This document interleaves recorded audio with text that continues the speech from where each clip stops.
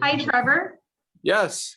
Hi, this is Dara's mom. Hey, Dara. Hi, Dara's Hi mom. there. I was wondering, we accidentally missed last week's class. Would you be able to send me the recording for that one? And I did get, I don't know what form of contact you contacted me. I did get that, and I will. I think we did record last week. Okay, So great. It'll be easy. It'll be easier once I look in after this class. Okay, thank you. I'll remember. Thank you. I think last week was pretty good too. So you don't want to miss it. Okay, let's do this. I have all this real estate over here too. Meaning I've got all this paper. I might draw the cactus in like two styles. Meaning I might do like a super cartoony version, and I might do more of a representational version. So maybe just start with the representational version. And yeah, I'm just gonna go here. Who knows? So we've got the start. Looks like there's some grass down here, and I've never been out west like this. Like if you look into the way background, there's some buttes back there. I don't even know what state this is. I wonder if there's a way to find out. It's just like a random calendar photo. If anybody knows, or this like seems familiar, just find out. Let me know. The cactus is kind of weird because most trees, they start like wider at the base and then they get taller. And then this one, in my opinion, looks like it is narrower at the base and kind of gets wider as it enters into this like cluster of all of these little offshoots. I actually have a real cactus here. I might pull that down in a second. That's what it is. All right, so I think it's going to be fun to kind of see which objects are in front of other ones. So I'm just going to do this first offshoot. And when I make trees, I try to think about left side, right side. But there's not, and I don't know if I should follow that same format, but they look like these really long, like they just like look like long fingers. So I've never drawn, I don't know if I've ever even drawn like a cactus from life before. Wow. Yeah, I mean, and I feel like I haven't drawn a cactus before because there's so much, it seems so unfamiliar. Like I don't know what I'm seeing a lot of things for the first time. The light source is coming from the left. So I'm kind of almost anticipating, I'm just talking about what I'm observing. And there is clearly a shadow side to our cactus stump. I mean, I don't know if it's a tree stump or even what you would call that, but I just used a little, this is my tortillon, it's my blending tool. Yeah, you guys got that. If you when you start off early on in a piece and you don't know what the heck is going on, you can find the shapes, and then if there is a clear light source, you can break it down into light side, shadow side, and usually it's a theme that goes through, especially when there's a lot of regular objects. When I say regular, I mean like once you've drawn this first finger here, all of the other ones are going to be very similar. So once we solve one component part, all the other ones are going to be basically variations on that. Okay, so there's my stump. There is I'm seeing like these ridges in here, and I think these are where like the cactus spikes grow in these rows. I think so. Even though you can't see the cactus spikes, there's nothing that says cactus like like those thorns. So I'm just putting them in there, and it looks like they're kind of in a row. So again, you can draw what you see, and then you can draw what you know, and both are totally legitimate forms of drawing. And sometimes you use a little bit of both. It's like drawing a cat that you see down the street and you give it whiskers. It's like you can see those whiskers, but they're there. Oh man. All right. So I've got the first shoot that we did. is in front of so many other ones. There's the one that's in the very center, the tallest one. Then there's one to the right, but then those are also behind this cluster of three. And to analyze that cluster, it's like the one on the top is in front of the middle one. And then the middle one is behind the lower one on the right, which is this guy. This is the only one where you can actually see the top. Oh, I love that. And it might look really small on your screen. It's like small here too. I mean, look at the size of my finger. It's small for everybody. It might, honestly, it might actually be bigger on the screen. So if you zoom in on it, it's, you know, this is just the warm up. So we're just trying to sort through a couple interesting, you know, I chose something simple. So I thought, I don't know how simple it actually is, but at least it's a lot of the same things.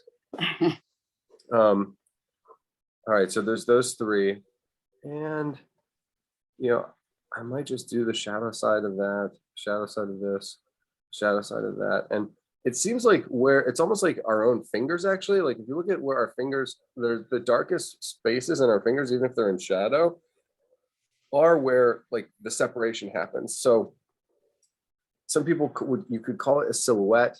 You could also call it like a, you know, like a contact point. Look how dark it goes where they actually, you know, connect with one another. And even this one where it connects into the trunk part.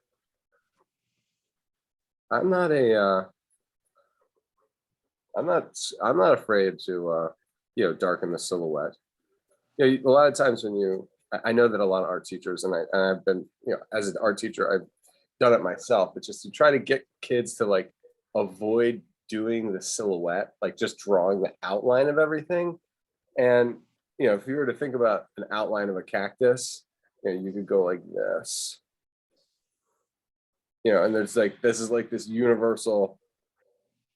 It's not like drawings can't be made with outlines, you know, and then you put like cactus spikes all around it. You can even put a little flower at the top. I don't even think these are flowering. I think they do, like at least mine flower like once a year. Silhouettes are very effective, and they really give you kind of a stamp of the nature of whatever object it is. But you know, when you're doing from observation, you have to see kind of what's going on inside the form as well. Ooh, look at that, those have ridges. Oh, that feels good. And then I should have done my research, but I was not even intending on drawing a cactus today. I swear, I went to like 2 minutes before class and I saw this cactus. So there's the you know, having the ridges and having these arms shooting off of the main trunk, and having the spikes. That's cactus, and I think they actually work. They grow in like little bursts too, so they may not just be like all spaced out. They might be little bursts. Anyway, all right. So I got my big one on the right that was in shadow, and you know, the silhouette line, you know, the shadow side line. You can probably afford to go really dark on that one. There's a kind of an easy answer because it's almost the exact same thing. There's a second one, and it looks like it attaches almost to the same part, but it's overlapped. I'm not waving to anybody. I'm waving to the light sensor. Hold on. There it goes. All right, so I got the second one. And then I feel like it would be important too to do the tallest one. Now I like the shadow on the tallest one. Same. Like from the one in front. The tallest one seems to have a clear light side, a mid-tone in the middle, and then a clear shadow side. And that might even have like a little burst. Oh, I'm off screen. Sorry, I'll lower it. I made my cactus too big.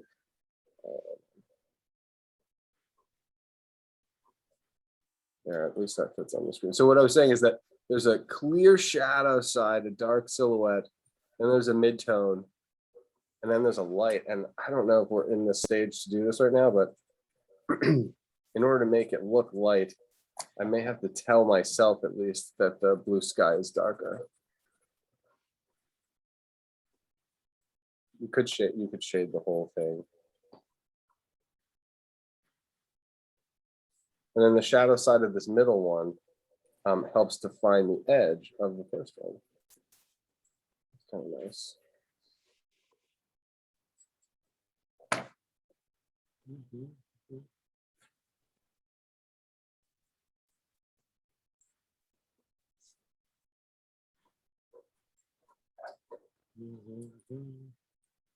So far, the right side of each one of these cactus fingers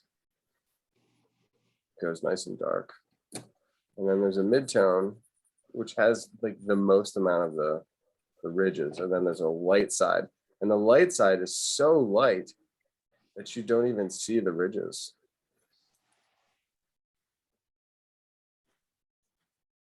Try this one. These long, thin, vertical ripples. The skin is, they're almost like wedge shaped. Did I hear someone have a question? Excuse me? I thought I heard a question. Look at that sleeper. Okay, so there's the cluster of 3 here that we did first, and then really it's almost like a cluster of 4 because there's this other little guy. Not little guy, he's bigger, but he's the biggest one of that group, but he's still small compared to the actual big ones. And then as the ones that we've drawn so far, they all seem to be kind of climbing straight up, like along the vertical. And then this is the first one to kind of like grow. It grows off to the side and then it continues growing up at an angle. That's kind of neat.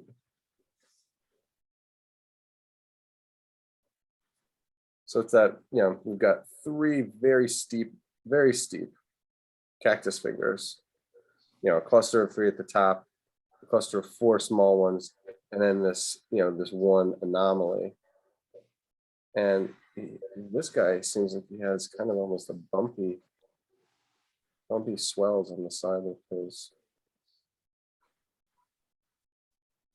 profile, silhouette.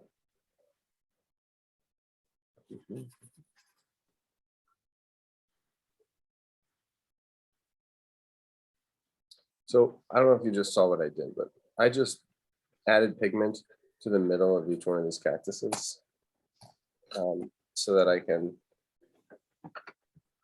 make it a mid-tone. And I'm really trying to protect the left side because the only way it's going to really be bright is if there's no pigment there.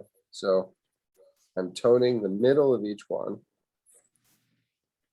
anticipating that I can go really heavy on the right side of each one.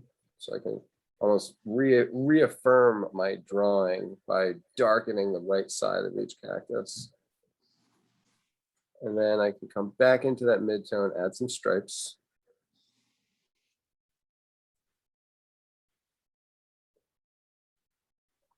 And then I think the way I'm going to describe the light side is just through the cactus bursts, these little, the spikes. Does anybody know what they're called? Are they thorns?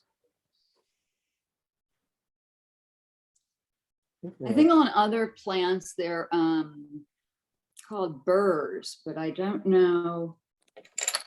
Burrs? Needles? Yeah, cactus needles.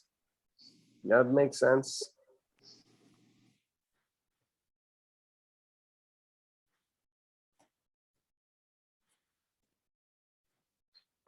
Okay, so sidebar note up here. I'm going to do a generic finger. So it climbs vertical. Get this little cap on it. Looks like a fingernail or something, and then this little light tip and that's full of the spikes. I think that's why the tips are a bright like yellow, is because the spikes are so condensed. So let me just like, this cactus one is like, now I could draw cactus like this for the rest of my life. If I just like, if I was in a situation where like I needed a cactus in a painting, I've invented this program off of the nature that we looked at. So the program is, silhouetted edge, mid-tone center, and I can lay in my mid-tone first. And that mid-tone allows the left side to be bright. I can go back in and see the intensity of the shadow side. Sorry.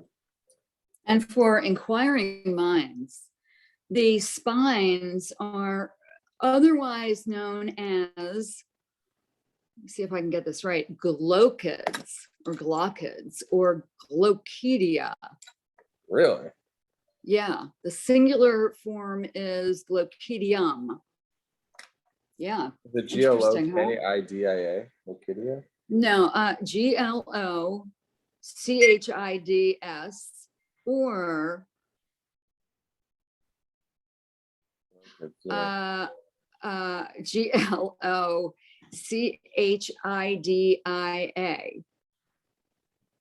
Glochidia. For you. And should have our room of our choosing. Nice. Yeah, sorry about that.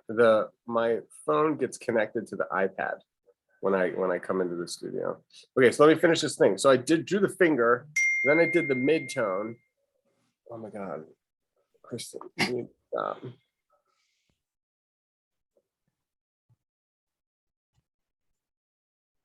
Oh, that looks so nice.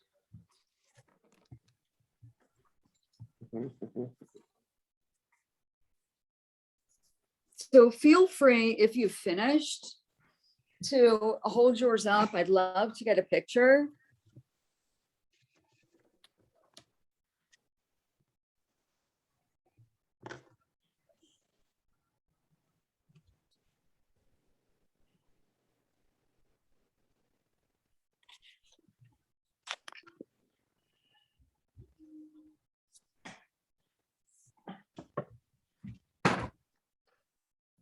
All right, that should take care of the problem, I hope.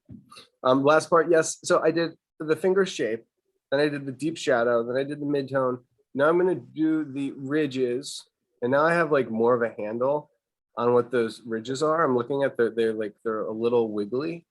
So I love my little, I'm a little kind of like gyrating my hand a little bit to like get a squiggle. And then I'm gonna do some Lochidia. Lochids. And I can do it on the shadow side too. That's fun.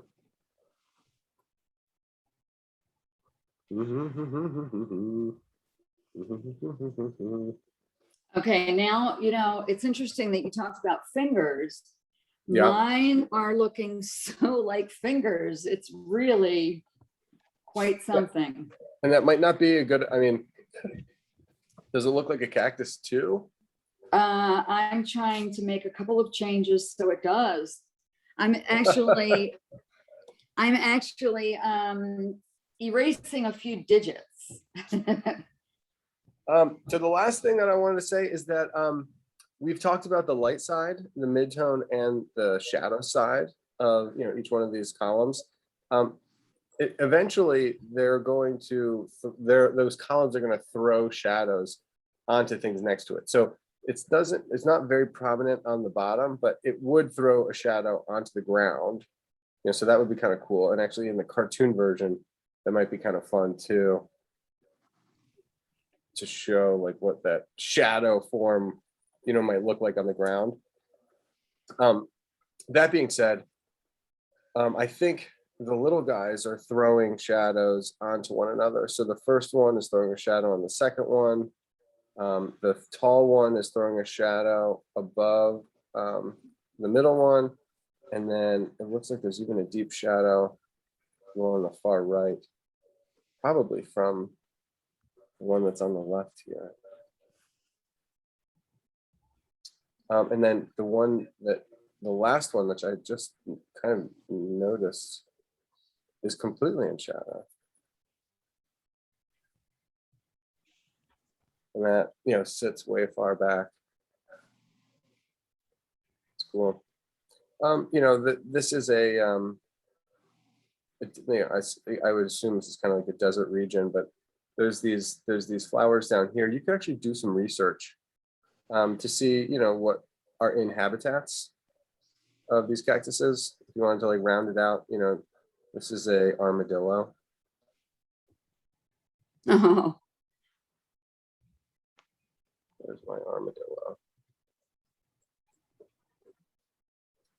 They do have those buttes back here. One of my teachers loved painting out west. He would these huge paintings of these butte formations. He'd even have cows back there. So anyway, there's clouds. And then you kind of seal this off. Anyway, I like to get into the habit in my own work of just putting everything into context, even if you're not gonna finish the whole thing. I love this little bush. There's this little bush here that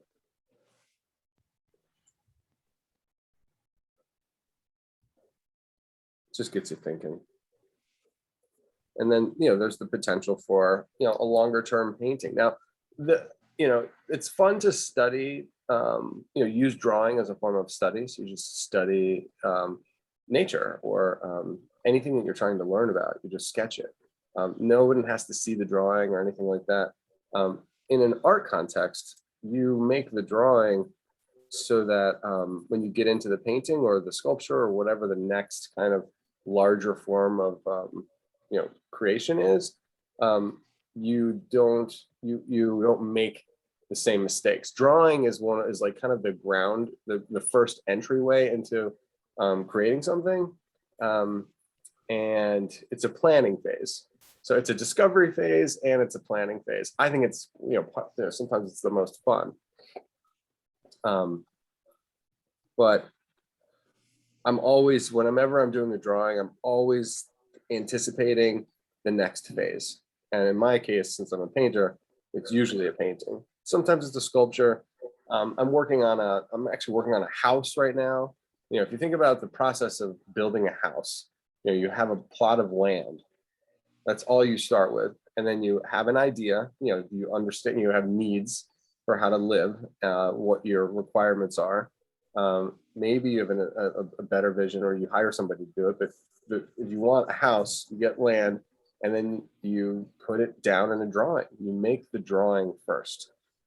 And then once you have the drawing that's like very well thought out, you combine resources, you buy wood, you buy stone, you buy brick, you hire people to come and put it all together. And then what was just empty land and an idea was first put down into a drawing, and then through time and work and resources actually becomes physical reality.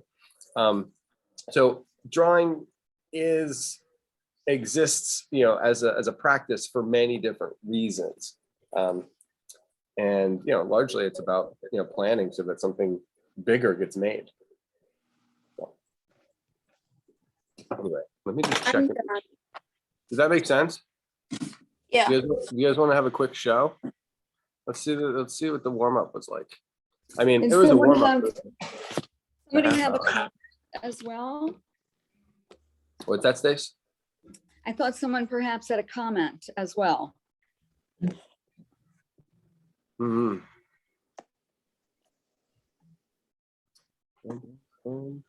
Oh, that's the wrong. I'll show. All right, let's do it, Jackson. I'm gonna stop the Mr. share and I will pin you. Okay, Mr. Trevor, Yeah. have you seen Looney Tunes? I have. Looney Yeah. Tunes. Okay, well then this drawing will make much more sense. to you. I can't wait. Ah, Kind of hard to see him, but hold Oh that. man, that is awesome. not super little great bit. with the detail. But Hold that a little bit closer to you and You can do freeze that, it. Did you do that Cool. Roadrunner from Imagination? Yeah, here. Here's Hold the on one picture I sec. drew it off of. Oh, nice. So you did have a reference. Amazing. Yeah. I love it. Okay, I need to switch my computer so that it doesn't go back to whomever's speaking. So, Rowan, you're up. Yeah, yeah. So you want to show?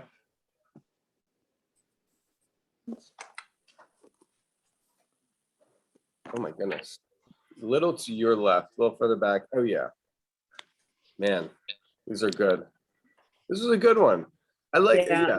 Yeah. I mean, great work. Just great work. I like that background that you did too. Yeah, and it occupies the paper really nicely. So like you made it so that the rectangle of the paper was the rectangle of the composition. And that is not always the easiest thing to do. So good job. Ellie, you want to go? I'm replacing the pin. And then guys, if you have any questions at any point, just like shoot them out. Oh, I changed from black Nice. and white to color. Yep, I noticed that. Yeah, it looks awesome. One of the things that you can do with the background behind the clouds, if you made marks that were running vertical, I think you can blend those out to smooth them. very And then in the nice. future, if you run them side to side, it'll feel more like sky rather than like, you know, like wind blowing up or something like that. But if once they get blown, once they get diffused out, it'll be fine. Okay. Who's it? Dara, you want to go? Replace and. Yes. Oh, that's lovely. Lovely. Oop. Hold Um, that up, Dara. and I'm working on mine right now. If you make every one of those cactus columns have a dark line on the right side, it'll unify everything. So like you have you're using a light pencil, which is really good. But if you just not even do any shading, but just darken the right side of the line, it'll tie the whole thing together and it'll feel finished like within a minute. All right, let's see. Noah, were you able to draw anything or were you just coming late? I think I might have accidentally let you in like really late. Sebastian, you want to go? Oh yeah, look at that. Nice. And I like your Thanks for doing the armadillo. yeah, the armadillo. I appreciate the support. All right, Madeline Eden. Nice contrast. I'm glad you went Yeah. slow. Tight. Clean. These are great. Okay, excellent. Yeah, they are. Oh yeah, there's Amelia. These are great. I like the I love it too. Yeah. Yeah, those spikes are awesome. They see, I do like the clusters, like the I can't even pronounce it. Glochidia I'm not gonna clusters. try. Tegan, let's see it. Or Tegwin, sorry, Tegwin. Tegwin, what a pretty name. Mm-hmm. I love the light coming through there. Man, look at that sun. Wow. And I like the component, the friends. Those friends are great, and the bird. Man, please, everybody. I know you guys. It's so annoying to photograph these and email them to me, but it will be so helpful. Lovely. Naomi, you want to go?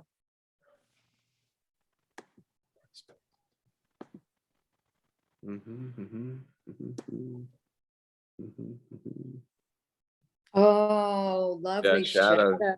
Oh, That was to die for. That whole thing is so nice. yeah, lovely.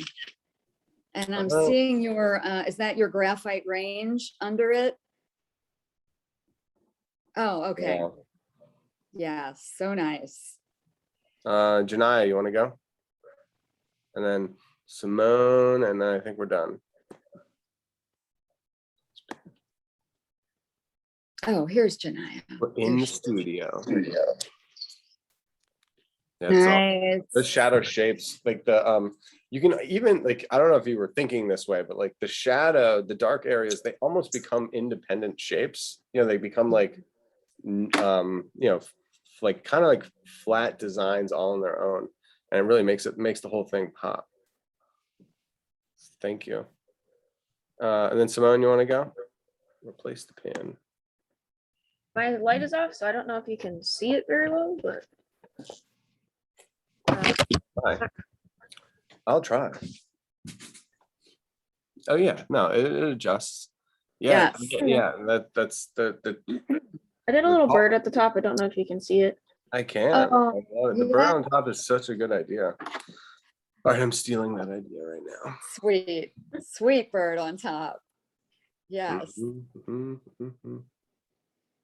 There's one of the things I have picked out for today is there's this book. It's like this museum book, and it's all these paintings, great paintings from collections all over the world. And there's an Annunciation of Fra Angelico, and it's like gold, and it's the dove that comes down. And I was like, we can do that. That's one of the things that is picked out. All right, so the next thing we're gonna do, this is awesome. Did I get to everybody, by the way? If anybody didn't, just holler at me. But let's see, screen share, iPad, we're back.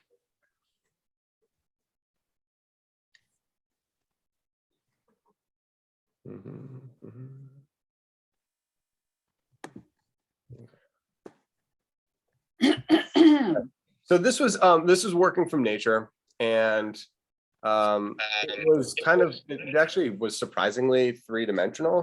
I didn't think about it as being that 3D, but it really is.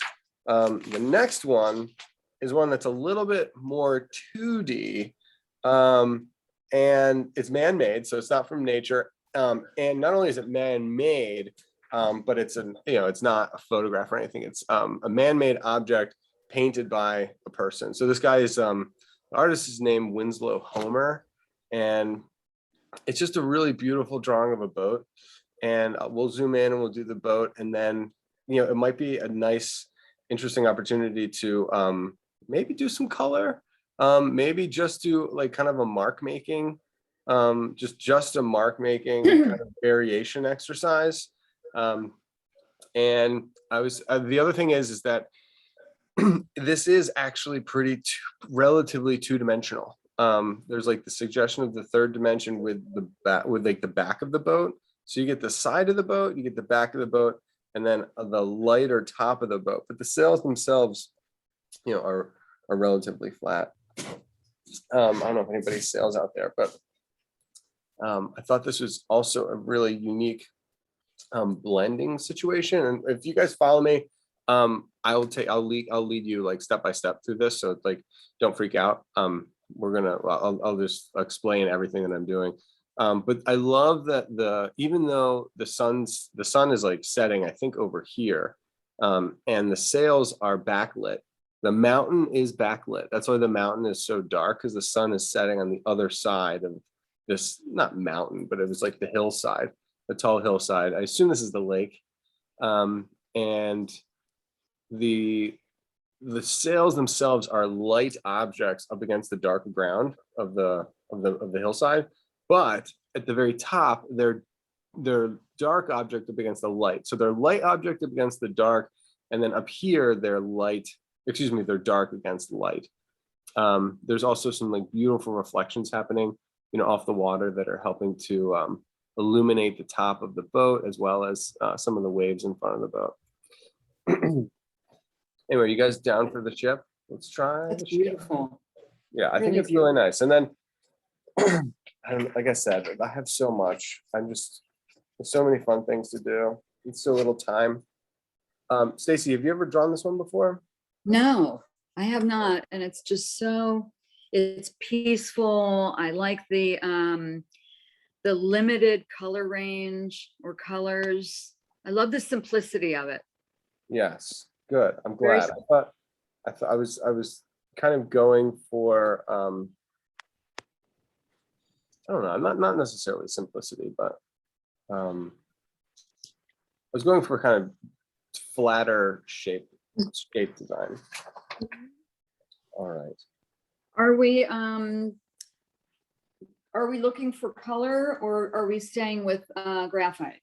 I know. I know that I don't know. I'm not sure. I think I'm going to stick with graphite for the time Okay. being. So this is a watercolor. Winslow Homer was a great American painter working in like the 1880s to the early 1900s, I think. He was really kind of a nice, he was just a nice guy. He was a great American, and he's got just such an interesting story. But he was in the war. I mean, I think he was in the army for a lot of years and just painted casually. And then when he got out, he decided he'd dedicate his life to art. And then he had a show where he had a couple paintings, and his brother, who was kind of like well-to-do, like bought the paintings, and that gave him, but he didn't know it at the time. He didn't even know it until the very end. And then that gave him like the kind of the confidence and the capital to like continue painting. Like he had this like one show where he was Wow. like, it was kind of like a make it or break it exhibition.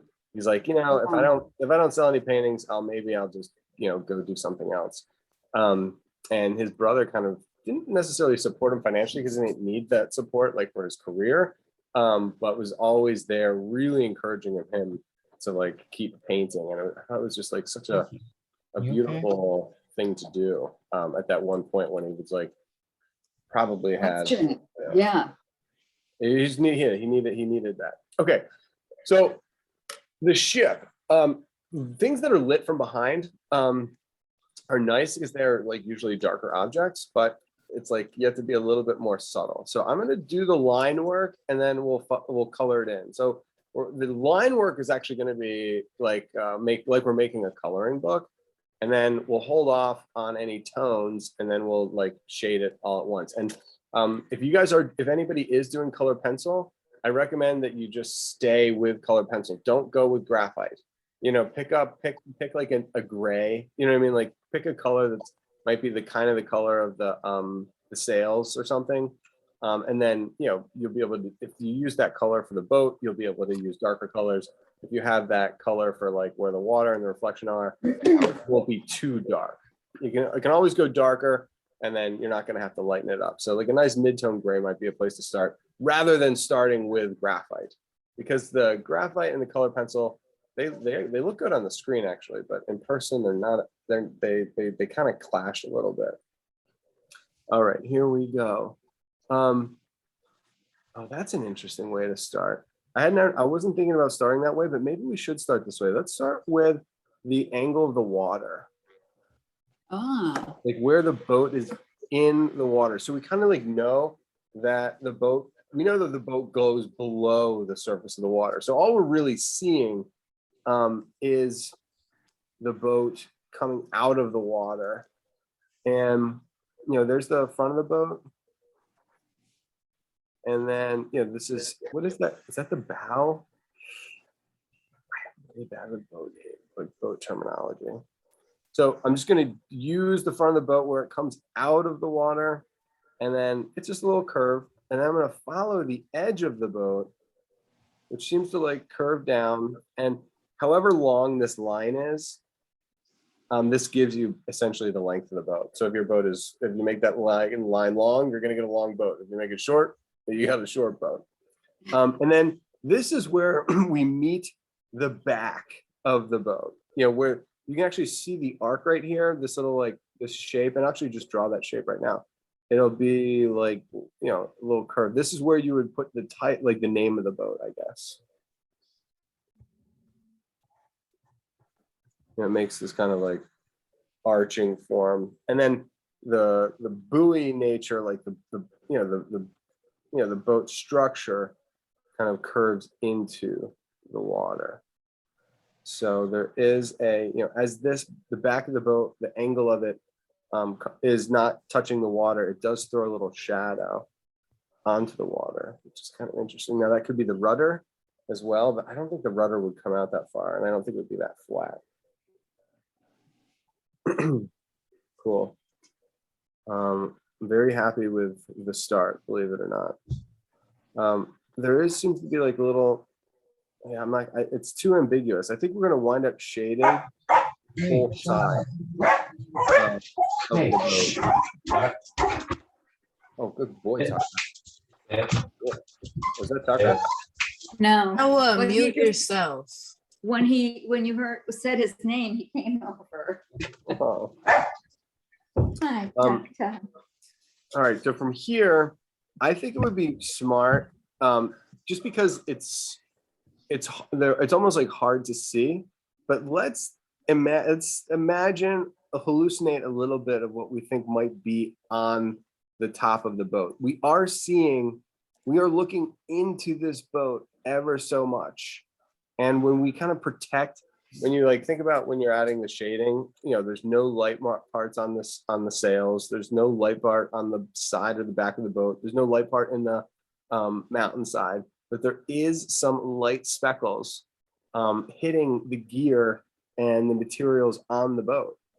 So I'm almost drawing the top of the boat, anticipating the light spots. And we can get the mast. And I think this mast is actually drawn, or maybe the top of it is watercolor, but Winslow Homer is kind of, I wouldn't say famous. I know him as an artist that really incorporates the pencil in with the watercolor really nicely. So he'll have major sections of the watercolor that are just like pencil lines. And you're like, oh my gosh, you can do that? Like, yes, you can do it. All right, we've got this tall mast. And then if we head a little bit more to the front of the boat, we're gonna have another, I can't tell if it's a mast or if it's a string. Where are you looking? All the way I'm forward? looking at this line right here. Do you think it's a dual mast? Or do you think it's like one mast and then there's the cross beam up here, it makes the cross, and then he's hanging, and then the boat hangs two sails off of that. I think it's for the jib, the forward sail. I think that comes up. I think it is. I think it is, Joe. I think there's two masts. Yeah, I'm not sure. So you want to say it again? I think there are two masts with a sail attached to each one, and then there's the triangular Yeah. front sail. Yeah. And then I think what you were talking about is like rope or rigging. Up here, yeah. Okay, I think you're right. The rigging and the ropes, yes. So let's just. So I guess what I was hoping for is, and I think you are right. So by establishing in our minds the material of wood, like of like a strong beam that can support it. Now, honestly, it might be the sails might be covering up the mast. So these lines that I'm drawing, they actually might be the rigging or ropes. But either way, it's similar to the Cactus in the sense that there's one sail on the right, there's one sail in the middle, and then there's one sail on the left. And the one that's on the right is overlapping the middle, and then the middle is overlapping the jib, which is like that triangular one.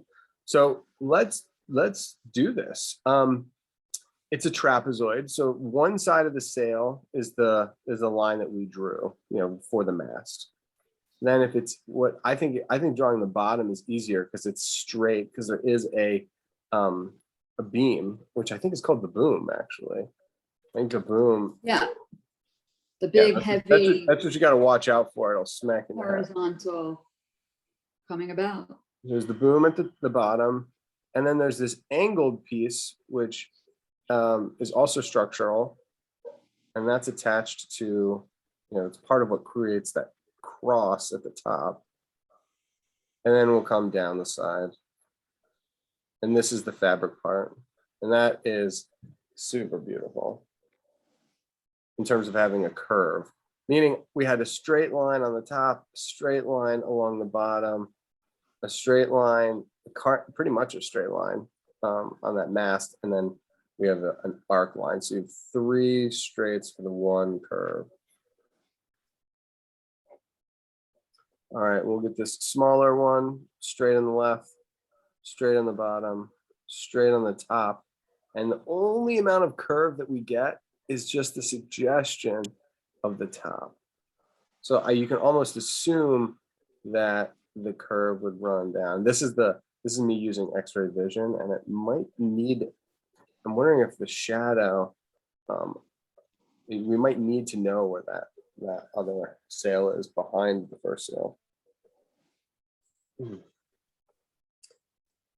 And now we've got the front of the boat. So I can build my triangular jib. The jib is the small sail in the front. Stacy, do you know what the jib does? You seem to know the name. No, I can't explain that. Yeah. I don't know. No. So we got a big sail, medium sail, and then we got this small triangle sail. That's good.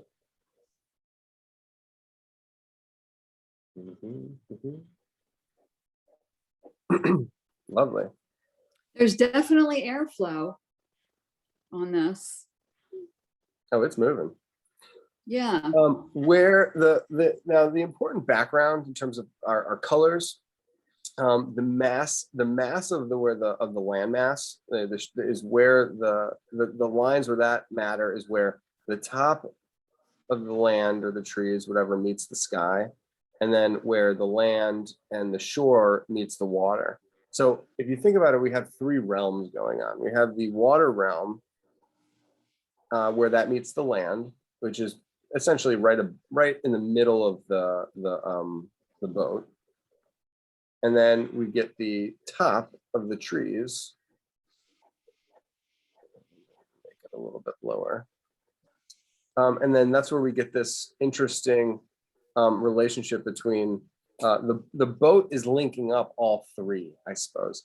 So the boat is living in the water realm. And of course it's throwing a shadow because the sun is, the sun is like up here, over behind. So it's throwing a shadow on the water. It's silhouetted, what frames these sails is the land. I'm just making these quick marks. Very, very dark. And then where the land, where the trees finish their growth, now we have the sky. The sky is full of really pretty colors, pinks and blues, and probably yellows and reds. Let me move that out. Nah, mostly pink and blue.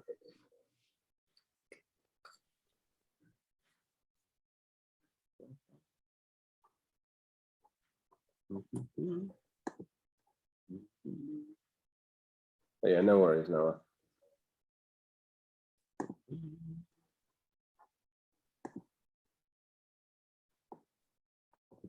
Okay, so that wasn't so bad. It took like 15 minutes to get the line and the explanation of what was going on. Now I think it's a matter of coloring. So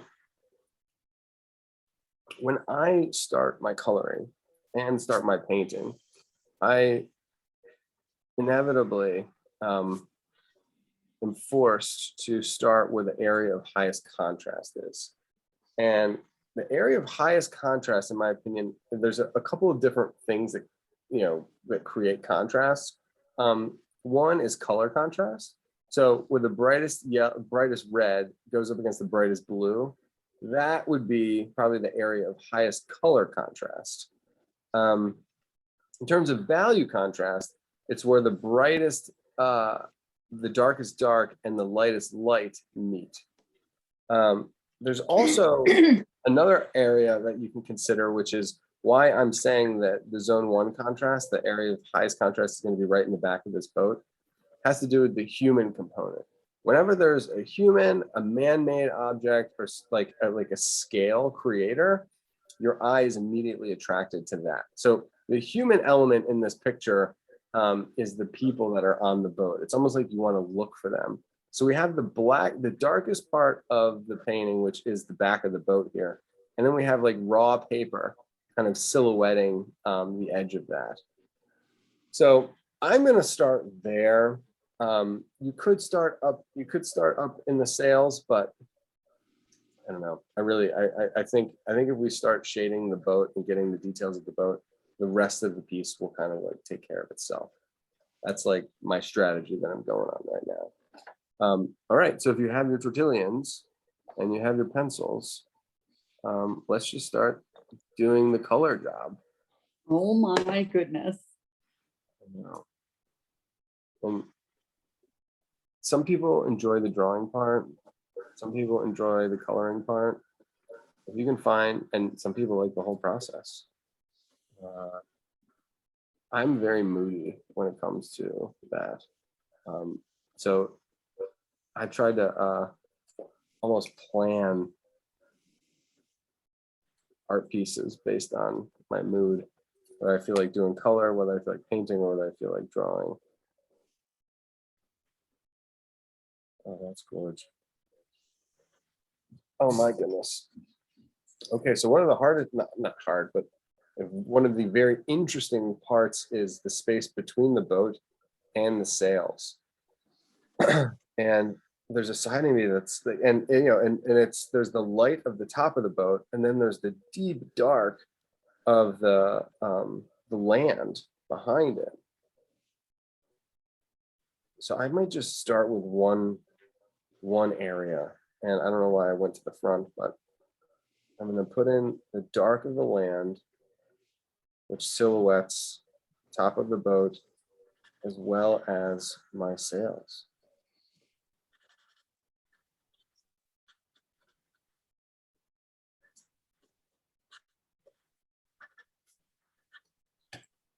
So I used to have a friend in high school who her favorite saying was like, "It's all relative, man." She was like, "It's all relative."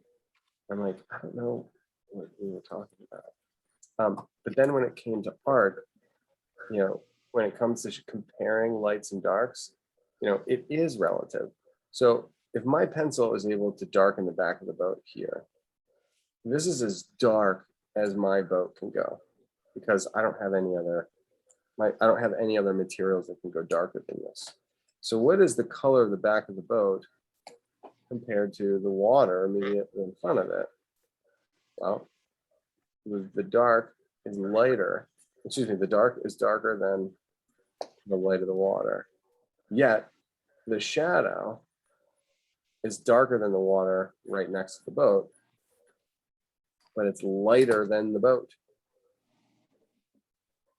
So my shadow is lighter than the boat. And then it's like, okay, well, now the water, the shadow in front of the shadow on the water relative to the sails, is it lighter or is it dark? Well, the sails are actually lighter than the shadow. So that's what I mean by being relative. Like, you have to put a light and a dark into context. And you have to relate one object to another. And that skill is a huge chunk of, a huge chunk of what art is. And it's because you're searching for unity. It's not that you're trying to copy, it's that you're trying to find unity. And if all the values are relative, then it feels unified. If one is way dark and one is way light and it's unnatural, there's a disunity, there's a contrast and a conflict, an unnatural contrast. We want natural contrasts. Okay, so that's so awesome.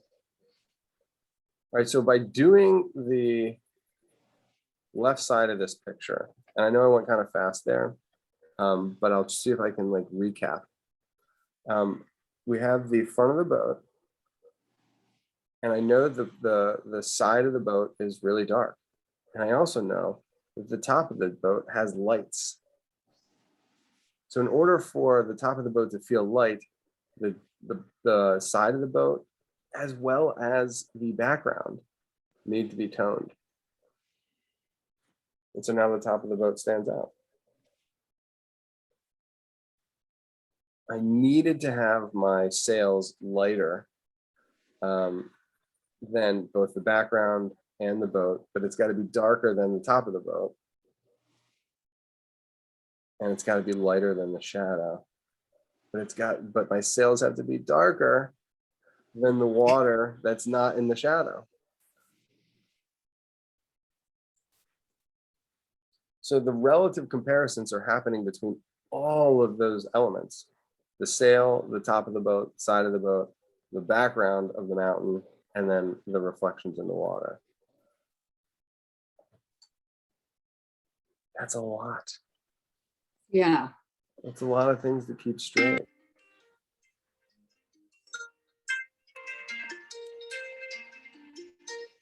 Sorry about that. Here's this.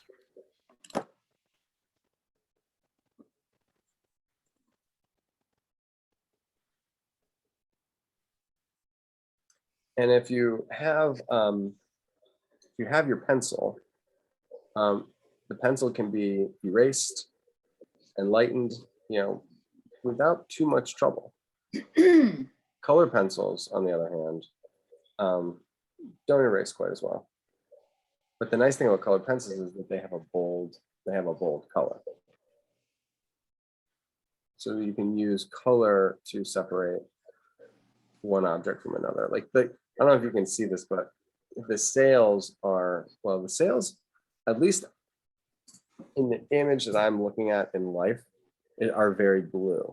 Sails are very blue compared to the background, which is very black. All right, so now since I did one sail, now I think I can sketch the other sails.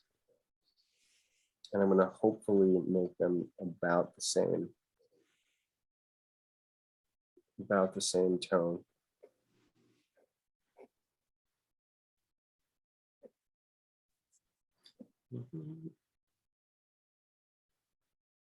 I'm done. Let's see. Wow. Can I have a peek? Let's see. Who said that? I couldn't tell. I was just going to say, who spoke up, please? Oh, that's me, Ellie. Let's see. Ellie. Okay, hold on, Ellie. I'm getting to you. Peanut Ellie, right? Oh, that's beautiful. Yeah, it is really nice. Yeah. You hold it a little closer. I like the person in the boat. Yes. Okay. Same thing with the sky that you did in the cactus. The most calm part of this whole picture, I think you could argue, is either the sails, but I would say even more so than the sails is the mountain in the background. So the in terms of texture, there is no variation in mark making. There's no texture of the paper, and there's no value. There's no lights or darks or anything. So if you took a couple minutes, like maybe 2 minutes, and really smoothed out that the band of land behind the sails, and just went side to side, try to minimize any kind of texture. You could make it darker, and then I think by doing that too, you'll also see that the bottom of the sails are defined by that same object. So the space between the top of the boat and the bottom of the sails, that needs to be dark. And I think the whole bottom of your sails will be really well defined if you get in there. But you're like 95% of the way there. So I'm going to just try and I'm trying to walk the walk here, because I think you'll really be able to tell how powerfully calm and smooth the land behind the sails actually is. And with graphite pencils, you can do circles. You can do shading with, you can shade with little spirals. You could do, diagonal lines.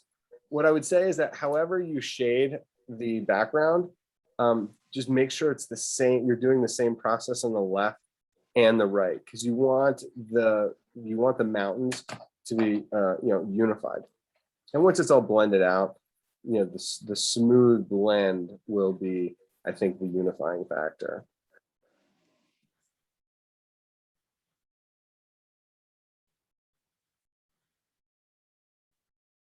If anybody else feels like they're getting really close to the end, let me know, and I will or if you, yeah, I might just that little critique. It wasn't even a critique. It was just just watch out for that thing.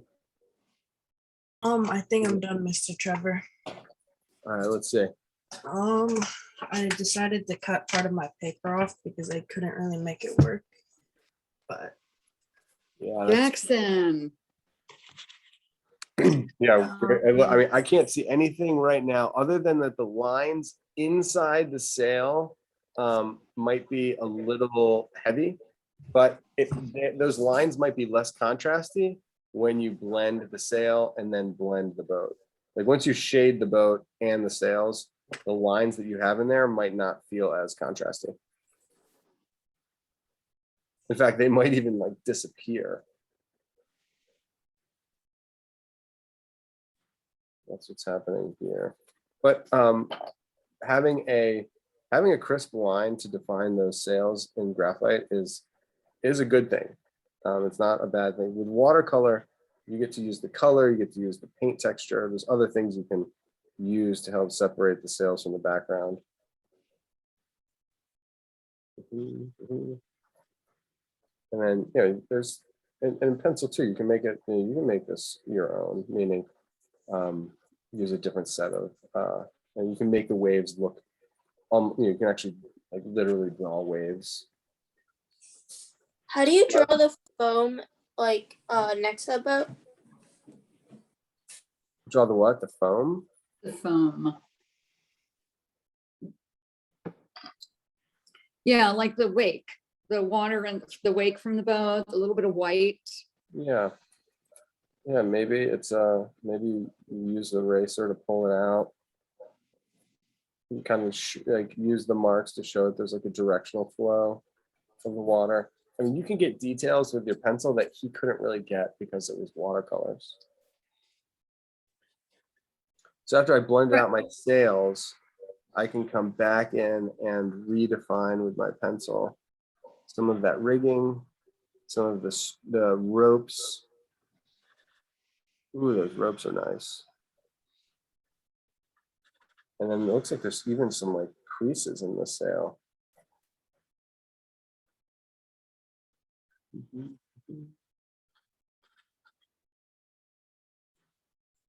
This one was not easy. Hopefully it was fun though. Let me zoom out a little bit so you don't, because you guys don't need my drawing necessarily, but if you wanted to, different people may have different proportions, and you may need some of this intel, like some of the sky information. The composition is much larger. I ready to zoom in for the sake of the Zoom class, but there is a mirroring effect that may not have been so obvious with the reflection of the boat in the water. A little bit though. I mean, you can see that there's the shape of the sails in the water, but when you see all the color variation, the blue up in the water and the blue up top, and then the pink against the horizon line, the pink on the bottom, and then you can see that the mountain, is reflecting in the water here. Now the reflection is a lot softer. The mountain is very, very deep dark, but it is reflecting into the water. So the water plane does become a mirror reflecting what's above it. These dark clouds in the corner, I don't think are visible from the reflection. I think the mirror is the mirror of the water is at an angle that you don't see the clouds that are closest at the top. Trevor, Yes, Face. Question for you. Mm-hmm. The background of the mountains and the boat in and of itself, did you draw those as the same hue? Or is the boat a little bit darker? I think it looks like I made the boat darker. You know, if Okay. you look at my drawing, the boat is the darkest part of the whole picture. Okay. And that might be because it's so small, and I was able to kind of like go over those lines, you know, over and over and over again to make it, you know, that dark. Yeah. And I did not, you know, have the time, or I haven't invested, I guess, yet in darkening the mountain to that same degree. And I think Right. it's fine. You know, I think it works. I mean, I would rather have the boat be, you know, darker, I guess. 'Cause Mhm. I mean, that's the main subject. Right.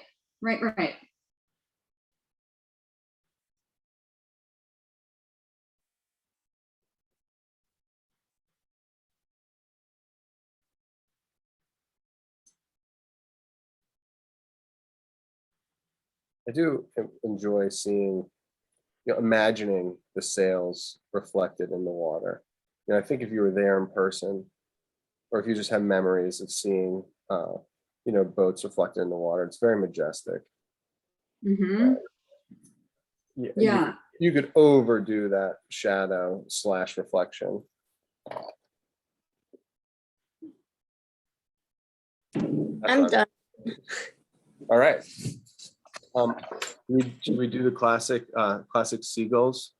Let's do Is that Ellie? a big seagull, Yeah. small seagull, teeny Ellie, seagull. hold that toward you a little bit more and freeze it. I really like your reflection Yeah. in the water. Yeah. Thanks. All right, so we'll do I'm gonna give everybody kind of like can we do like a 2-minute warning? I Do a would 2-minute love that. warning. And then I'll stop the share after 2 minutes. We can do a quick review. I decided to put I'm gonna erase the sun because I don't think that makes sense. At least stylistically. And I put some dark clouds.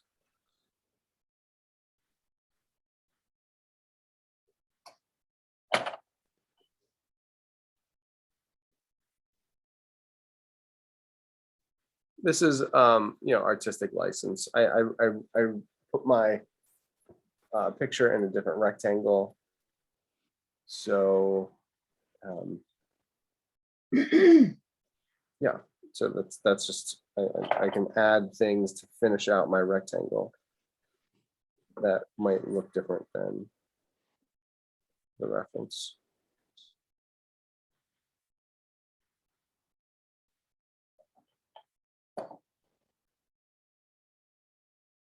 So, I feel as if in one area my shading is just a hair too dark.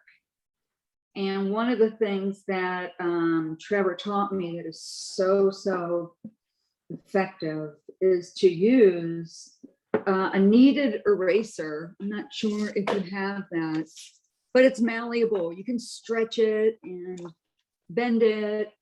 And all I'm going to do is push it and lift it and push it and lift it. And it's going to just take away a little bit of that pencil so that my pencil strokes aren't so perfect, if you will. No, it's a good idea. If you do have a kneaded eraser, kneaded erasers can function like regular erasers where you work side to side. But like really the kneaded eraser, you want to almost use it like silly putty. So you would like stamp, if there's an area that you want the lines, but you don't want the lines quite as dark, then you can keep the lines but lighten them by taking it and like stamping it, and it pulls up one thin layer. And if you still want it darker, you can stamp it again. And you can stamp it as many times and then the pigment just keeps coming up. Yeah, it's a great tool. Yeah, I usually have one around, but I don't at the moment.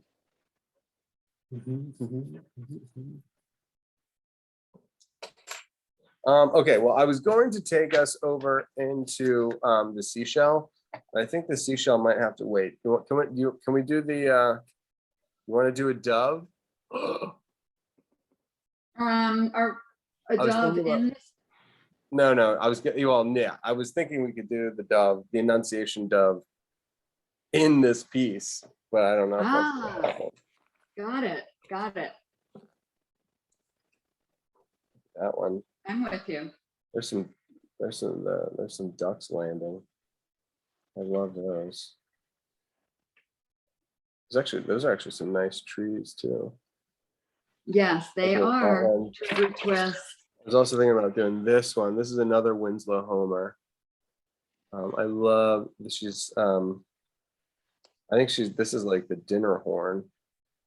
She's like this like trumpet coming. I love how her dress is blowing in the wind. I know. She's blowing the horn in one direction and the wind Yeah. blowing in the other. This is a really nice, it's a really nice figure study, actually. And then, ooh, look at this one. This one is from, let me zoom out on that one. This is from the American West. And I just think that mountain is just spectacular. This is not a painting. This is an actual photograph, not doctored.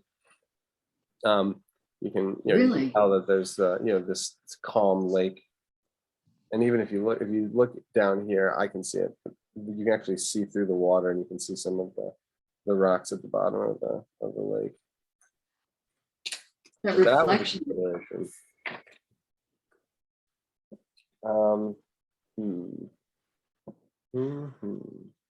Do we want to do a reveal? Oh yeah, let's do that. Let me stop the share. Let's see what everybody's got.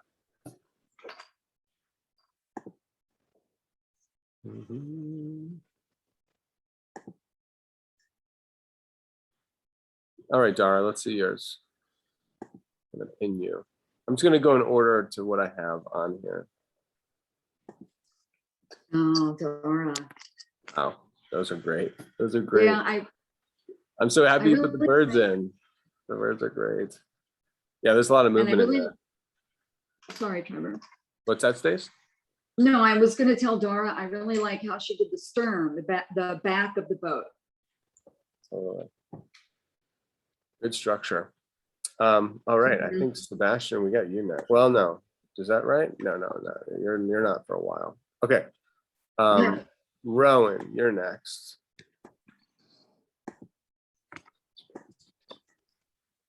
I'm nearly done. Can you come back to me in a little? Sure. Yeah. Ellie, yeah, it's fine. Ellie, let's see yours. Now that I stopped the share, I'll get a better view. Winslow Homer, eat your heart out. That sounds That's great. right. Yeah. The water, the stylistically, the reflection in the water and the it's all really nice. I really like the energy. A lot of unity. The sun looks a little out of place, but it's also, Yeah. I also appreciate your sense of humor. Stace, can we see yours? I got you next on the thing. Oh, sure. Like Rowan, though, I'm not finished, but I'm really far from finished. Okay, but still, Jackson, you're next. Lower. Oh my wow, un- that's a nice cactus. Upside down cactus. And starting on my Cool. landscape. Yes. No, that's very nice. The reflection is really stunning. Thank you. Classic. Good style. Thank you, Trevor. All right. Action Jackson. Okay, this is probably like the worst drawing I've ever done. I don't like Jackson. this one, but Really? really, No, it looks good. So yeah, no, it actually looks really good. The only thing that you're missing is a clear definition between where the water meets the land. And if you establish that border between water and earth, that will you'll know what needs to happen underneath the sails. You know what I mean? Like the underneath the area underneath your sails is not shaded. And it's surprisingly good. When I say surprisingly, not like, I think you'll be surprised once once you get that component, you'll realize how good the rest of the drawing is. Okay, I think we got Noah's next. Are you in? Oh, you said Noah, not Naomi. Okay. Oh, that's that. Cool, clean. Yeah. Oh, Low on the I'm rectangle. gonna have you hold that up once again, Noah, if you would, please. And freeze it. Thank you. Solid. I think, yeah. And if you're using like a pencil that I think is a little bit like lighter, like softer, like it doesn't make the darkest marks. If you get like a 2B or a 3B, something like that, they will blend and you'll able to go darker. So it's like, I wouldn't even shade the sails right now because the contrast between the background and the sails, it is right. It's pleasing. But if you did have a softer pencil that you could go darker with the land, then you could shade the sails a little bit. So it works really nicely with the the pencil that you're using. Gotcha. All right, let's do the triptych. Madeline, Eden, and Amelia. And while we're getting the triptych up, I just wanted to mention, if Trevor hadn't already, that putting this into a frame or a square or a rectangle really does make the piece pop. It really gives it more of a home to sit in. Yeah, go through the picture plane. All right, let's see it, girl.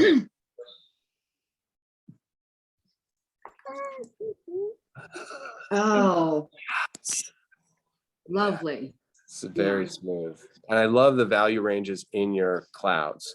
Like the fact that there are like, light and dark inside of the sails, that really makes it good. And the ducks obviously are a home run. If not a grand slam home run. Whoa. Beautiful shadow from the boat. That is quite the sun, man. That sun got close. The rectangle, the stressing of that horizontal is so organic and so natural to seascapes that I probably should have made that point earlier. On my drawing, because of the nature of the zoom rectangle, had to be vertical. That's why the cactus was so successful. But the overall spirit of seascapes are almost always stress the horizontal. So and your piece shows that. So really nice. Okay, number 3. So mine is like an abstract one with a silhouette of a ship. Color. Yeah, that is what I'm talking about. Good stuff. That's lovely. Groovy. Nora. Yeah, that's beautiful. And it's also the ship, the boat is like a warm note, a neutral warm, and definitely highest contrast. So that works. All right, Sebastian, you're next. Place. Did you do one of these? Oh, Did you do one of these sailboats in the past like last year? I think I have. Yeah, I think so too. I don't know if it's this exact one, but I think it was the one out of the boat, out of the book, out of the drawing manual. That's a nice work. You should frame that one. yeah, the water is beautiful. I that's a really like the keeper. color choices. Simone, you're next. Excuse me. Simone, I'm looking for you. There you are. Oops, I lost you that quickly. And pull it back a little bit. Hold on, Simone. There you Flag, are. yeah, the flag is the bomb. The reflection is the bomb. Nice. Very Yeah. nice. That's a good sketch. And you don't, and like, yeah, and like I would discuss a lot of the tone, but it's not necessarily necessary. All right, Janaya, let's see yours.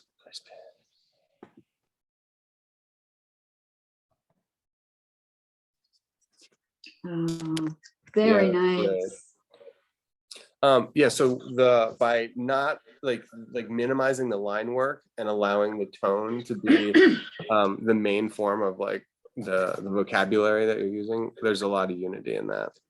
And that was an interesting choice. Okay, great. Naomi, did we see yours?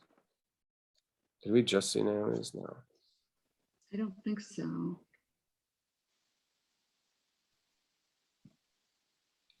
Dad. Oh, Yeah, there's a thing where you go, so if you zoom in, like, if you crop an image, you feel really close. And then even if you do the same size object and you make the rectangle bigger, it feels like you go far away. And, there's a lot of atmosphere in that composition. And I'm like really into it.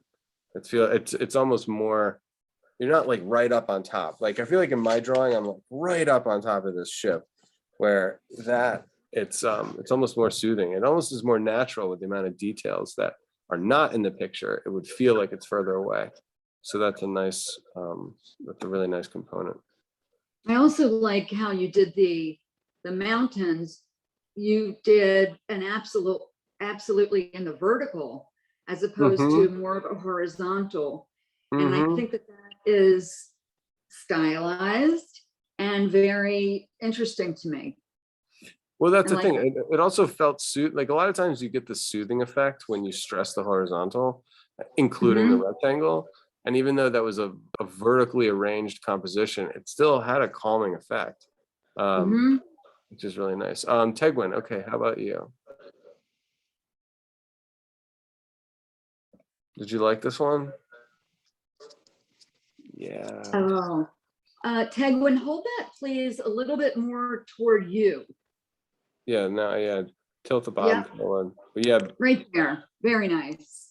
Bigger is better. Yeah, very nice. Yeah, I love all three of those sails have a unity. Like they're, what I mean, they're different than the reference, but they're all they work really nicely together in their variation. All right, cool. Well, does anybody have any questions, by the way? We've got, like, I Rowan, I don't think we have time. What's that? I can Stan? go Did you now. finish that one, Rowan? Yeah, Oh, I'm yeah. done now. Let's see. Yeah, sorry about that. I didn't mean to forget. I lost you in my thing. Okay, here we go. Nice. Yeah, I like that. Really shows movement of the boat. Yeah, and it's a nice. You really use the texture of the paper well. You didn't really blend that much, right? A little bit on the black I blended, but Yeah. otherwise not much.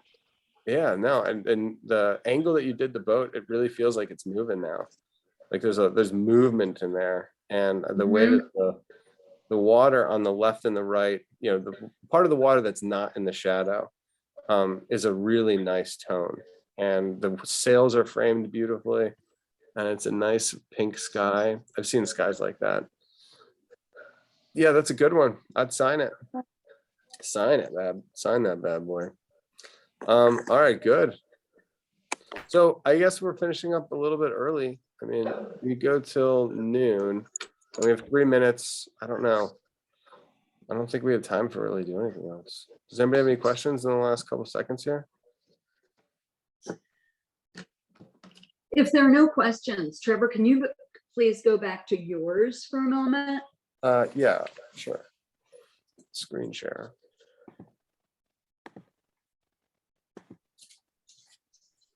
And then I can show you let me show you the Van Gogh.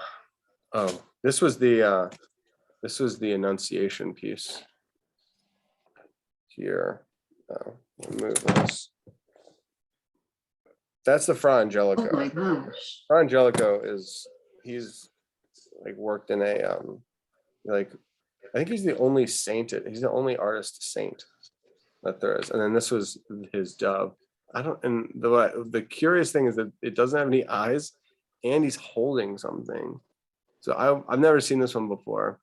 Anyway, this is this book that takes great paintings from all over the world and then pulls out little details of them. And I'd never seen that before, even though I'd seen that piece in person. Let me at least show you the shell that I was thinking about sketching. We might start with that one. Oh, there's this one, which is you guys all know the Mona Lisa, of course. So in this book, this is the Mona Lisa. And then if you look down here, there's a close-up of the eye. And I was like, we should just draw the eye. The just eye. the eye. And it's so tonal and it's so classical, as far as like the foundation of what you need to know. Yes. And the Mona Lisa, I mean, I've never heard anybody else say this, but like, I'm pretty sure it's unfinished. If you compare it to the rest of the portraits, there's like way less color, and he would, Da Vinci would start all of his paintings in like basically a grayscale, monochromatic, meaning only brown and like white. And there's really and then you'd start from the background and move forward. So there is a little color in the background. But if you look at her, the weirdest thing about the Mona Lisa is that she's got no eyebrows. So it's like the eyebrows haven't been painted. So it's like everyone's like, oh, there's something weird about it. Yeah, there's something weird. There's no eyebrows. You ever seen a person with no eyebrows? It's bizarre. Anyway, she does have a beautiful smile too. But this close-up of the eye, I think we'll probably do that next week, because I've got so many good things in store. And then this is the shell, which I don't think is going to be, I think the shell is going to be actually a lot easier. This is the shell in the composition. Did it get cut off? No, it's right there. Okay. And it's more and more in focus. Ah, Isn't that so nice? focus. So cool. And then there's the Van Gogh's bedroom, which is the one that I wanted to do. So this is, I just discovered a new Van Gogh, which I did on Thursday. So this is all of it. This is his like toiletries, water, his like washing bowl, his two chairs, the bed, paintings on the wall, his towel on a nail. And one of the paintings is a self-portrait, yes? Yeah, one of them is, this one is, Mm-hmm. this one's a self-portrait. I don't know who the other guy is. And then this is one of the landscapes. So this is above the bed. This is Van Gogh's painting of his painting. And it's such a fun little miniature. And I like miniature painting as a whole subcategory of art, which I really appreciate. And this is like an impressionist miniature master copy of the self. So, all right, there's a lot coming up, to say the least. All right, but that's 12 o'clock. I think that's it. I'll see. Thank you so much, Trevor. Thank you, see you all Mr. next week. Trevor. You're Thank welcome, you. guys. So much. Bye. You're Thank welcome. you. Thank you. And I will Bye. send that. Bye-bye. I'll send that video, Jara. I'll send that video from last week. Everybody have a great week. Thank you. You too. Thank All right, see you guys. See ya.